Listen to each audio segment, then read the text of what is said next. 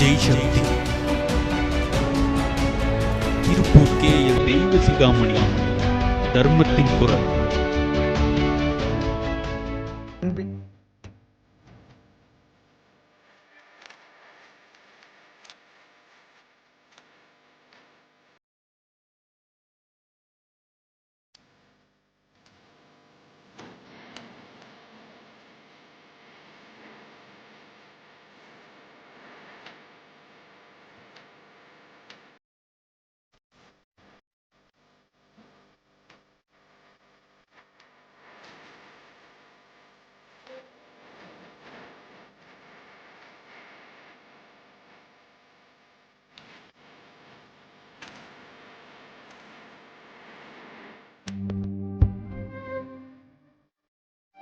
ஜெய் சக்தி Tamil TV நேயர்கள் அனைவருக்கும் வணக்கம். தர்மத்தின் குரல் நிகழ்ச்சியின் மூலமாக உங்களை எல்லாம் சந்திப்பதில் நான் மகிழ்ச்சி அடைகிறேன். நம்முடைய பதிவுகளை பார்த்துவிட்டு பலர் கேட்கிறார்கள், நீங்கள் என்ன ஆன்மீகம் பற்றி பேசுகிறீர்களா அல்லது அரசியல் பற்றி பேசுகிறீர்களா என்று கேள்வி எழுப்புகிறார்கள். எல்லோரும் ஒன்றை புரிந்து கொள்ள வேண்டும். இந்த உலகத்தினுடைய செயல்பாடுகள் அனைத்தும் ஆன்மீகமானதுதான் என்பதை இந்த உலகத்திற்கு புரிய வைத்த, உலகத்திற்கு தெளிவுபடுத்திய கலாச்சாரம் நம்முடைய கலாச்சாரம். மனித வாழ்க்கை என்பது எல்லோருமே பிறந்ததிலே இருந்து மரணத்தை நோக்கித்தான் பயணிக்கிறார்கள். அப்படி மரணத்தை நோக்கி பயணிக்கின்ற மனித வாழ்க்கையில் இந்த உலகத்தில் எதுவுமே அந்த வாழ்க்கை மரணத்தை நோக்கிய பயணம்தானே தவிர மற்றவை அத்துணையும் மாயைகள்தான். இந்த வாழ்க்கையில் ஒவ்வொரு மனிதனும் அவனுடைய செயல்களின் மூலமாக அவனுடைய புண்ணிய பாவ பலன்களை அவன் தீர்மானிக்கிறான். அது அரசியலுக்கும் பொருந்தது. அதுதான் அரசியல்.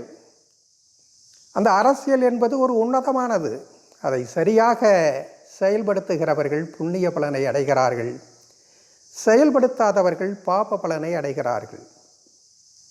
மனித வாழ்க்கையில் ஒவ்வொரு மனிதனும் 4 தர்மங்களை கடைபிடிக்க வேண்டும் என்று நம்முடைய அறநூல்கள், நம்முடைய வேதங்கள் நமக்கு தெரிவிக்கின்றன. ஒவ்வொரு மனிதனுக்கும் அவர்களுக்கான சுய தர்மம் இருக்கிறது.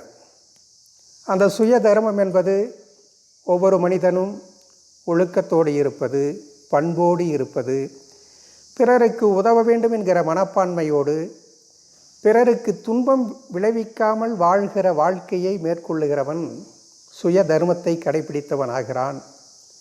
அப்படி சுய தர்மத்தை கடைபிடிக்கின்ற மனிதன் புண்ணிய பலனை அடைகிறான். அதைவிட ஒரு மனிதன் குடும்ப தர்மத்தை மேற்கொள்ளுகிற பொழுது அதைவிட ஒருபடி அதிகமான புண்ணிய பலனை பெறுகிறான். குடும்ப தர்மம் என்பது ஒரு மனிதன் திருமணம் செய்து கொண்டு அவன் கிரகஸ்தனாக, குடும்பஸ்தனாக உறவினர்களை உபசரிப்பது, உறவினர்களுக்கு உதவி செய்வது, இந்த சமுதாயத்தில் இருக்கக்கூடிய அனைத்து மக்களுக்கும் தன்னாலான உதவிகளை செய்வது, உணவளிப்பது, அவர்களுக்கு பராமரிப்பதற்கு முயற்சி செய்வது, இப்படி மற்றவர்களுக்கு உதவக்கூடிய வகையிலே தன்னுடைய குடும்ப வாழ்க்கையை அமைத்து கொண்டு இந்த சமுதாயத்தில் இருக்கக்கூடிய மற்றவர்களுக்கு உதவுவதற்காகத்தான் குடும்ப வாழ்க்கை. அதேபோல தன்னுடைய சந்ததிகளை விருத்தி செய்து இந்த உலகம் தொடர்ச்சி அது நீடித்திருப்பதற்கான முயற்சிகளை மேற்கொள்ளுவது குடும்ப வாழ்க்கை. இந்த குடும்ப தர்மங்களை சரியாக கடைபிடிக்கின்றவர்கள் புண்ணிய பலனை அடைகிறார்கள். அதற்கு அடுத்தபடியாக இதைவிட ஒருபடி மேல் தொழில் தர்மத்தை கடைபிடிக்கின்றவர்கள் அந்த புண்ணிய பலனை ஒருபடி மேலாக அடைகிறார்கள். இன்றைக்கு நாம் உணவு உண்டு கொண்டு இருக்கிறோம் என்று சொன்னால், நாம் உண்ணுவதற்காக எங்கோ ஒரு விவசாயி அவன் உழைத்து அதை விளைவித்து கொண்டிருக்கிறான். அதன் மூலமாகத்தான் நாம் இங்கே உணவு உண்ண முடிகிறது. இதேபோல உலகத்திலே இருக்கக்கூடிய அனைத்து உயிர்களும், அனைத்து மனிதர்களும் அவர்கள் வாழ வேண்டும் என்று சொன்னால் அவர்கள் வாழ்வதற்காக எங்கோ யாரோ உழைத்து கொண்டிருக்கிறார்கள், தொழில் செய்து கொண்டிருக்கிறார்கள்.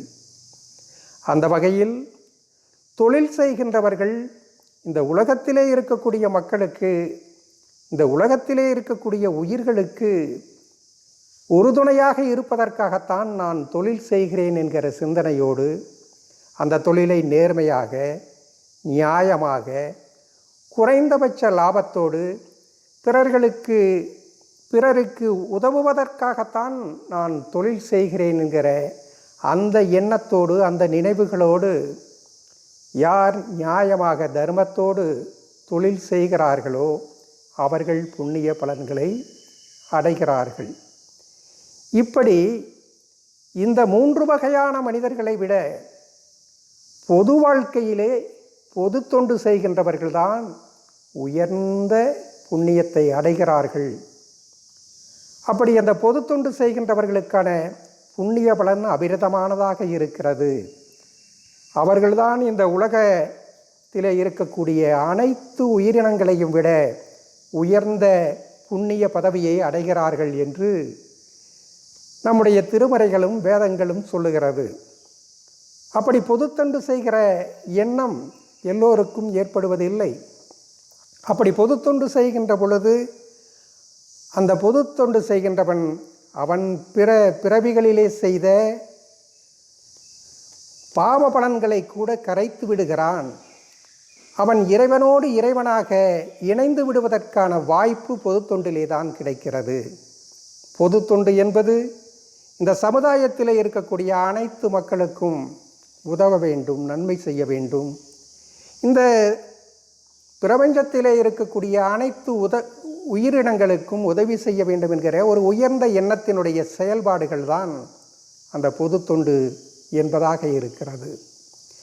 இன்றைக்கு பொதுத்தொண்டு என்பது கொஞ்சம் கொஞ்சமாக பரிணாமம் பெற்று இன்றைக்கு பொது வாழ்க்கை என்பது அரசியல் என்பதாக அடையாளப்படுத்தப்பட்டிருக்கிறது.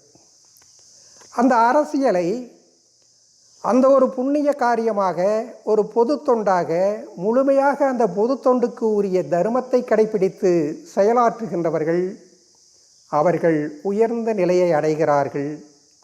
அவர்கள் இறைவனுக்கு ஒப்பானவர்களாக இருக்கிறார்கள். இன்றைக்கு அரசியலிலே இருக்கின்றவர்கள், இன்றைக்கு அரசியலிலே இறங்கி செயலாற்ற வேண்டும் என்று விரும்புகிற ஏராளமான மக்கள் எதற்காக அரசியலிலே இறங்கி செயல்படுகிறார்கள் என்பதை அவர்கள் அறியாமலேயே அரசியலிலே ஈடுபட்டு கொண்டிருக்கிறார்கள். அரசியலிலே ஈடுபடுவது ஒரு அடையாளத்திற்கானது. அரசியலிலே ஈடுபடுவது ஒரு அதிகாரத்திற்கான பகிர்வை பெறுவதற்கான ஒரு வாய்ப்பு. அரசியலிலே ஈடுபடுவதன் மூலமாக கமிஷன் வாங்கலாம், கான்ட்ராக்ட் எடுத்துக்கொள்ளலாம். ஏதாவது ஒரு வகையில் பணம் பண்ணுவதற்கு அரசியல் உதவியாக இருக்கிறது. அதிகாரிகளை இடத்திலே காரியங்கள் சாதித்து கொள்ளுவதற்கு அரசியல் பயனுள்ளதாக இருக்கிறது. நாம் ஆட்சி அதிகாரத்திலே இருந்தால் அனைத்து அதிகாரிகளையும் நாம் சொல்லுகிறபடி செயலாற்ற வைக்க முடியும்.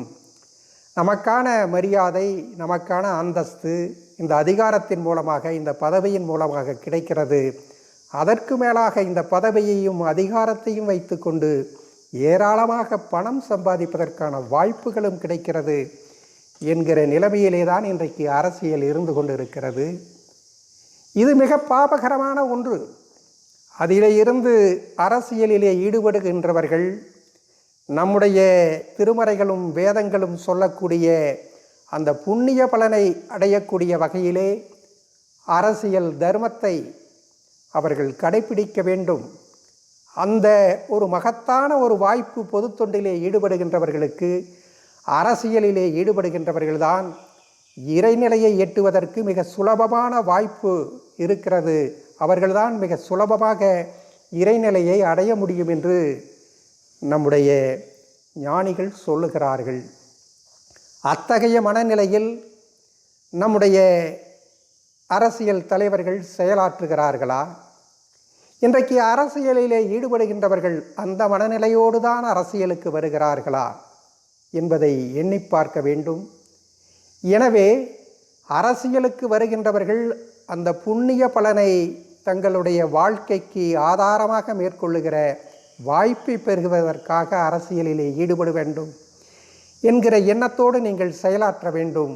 அதற்காகத்தான் அரசியலிலே நீங்கள் பயணிக்க வேண்டும், அரசியலிலே ஈடுபட வேண்டும். அப்படி ஈடுபடுகின்ற பொழுது நீங்கள் உயர்ந்த புண்ணிய பலனை பெறுகிறீர்கள். இல்லை என்று சொன்னால் மிக அதிகமான பாவ பலனை பெற்று அந்த பாவத்திற்கு உண்டான தண்டனைகளை அடைவதிலே இருந்து யாரும் தப்ப முடியாது என்பதுதான் நிதர்சனமான உண்மை. அதுதான் தர்மத்தினுடைய தீர்ப்பாக இருக்கிறது. இன்றைக்கு இருக்கக்கூடிய அரசியலில் நம்முடைய தலைவர்கள் புண்ணியத்தை சேர்க்கிறார்களா அல்லது பாவத்தை செய்கிறார்களா என்பதை நாம் அடுத்த பதிவில் அது பற்றி விவாதிப்போம், பகிர்ந்து கொள்வோம். மீண்டும் சந்திப்போம். நன்றி, வணக்கம்.